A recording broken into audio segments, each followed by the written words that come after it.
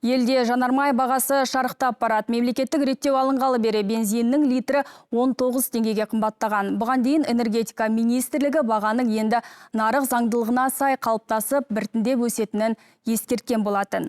Нәтижесінде АИ 92 маркалы бензиннің бағасы ең көп Астанада өсіп 9%-дан асқан. Екінші орында Алматы тұр.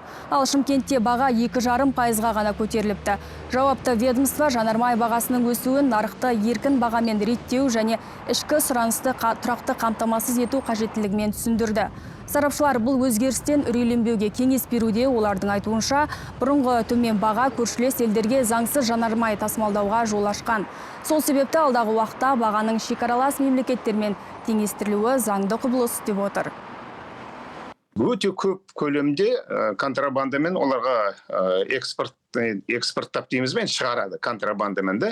Сөйтіп, сол табыс мынау бюджетке түспестен айналып контрабандама шығып жатыр.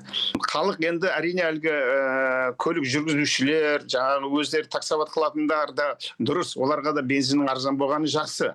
Бірақ олардың сол өзінің құнында бұл 3-4% ғана. Бұл инфляциядан жартысына да жетпейді. Мәселен, бүгін күнде Астанада бір жерге 1,5 мың теңгеде баратын болсаң, 1,600-1,700 теңгеде барасың. Ол көлік істейтіндерге халық деп айтып жатқан көлік жүргізушілерге бұның әсері оншалықты емес.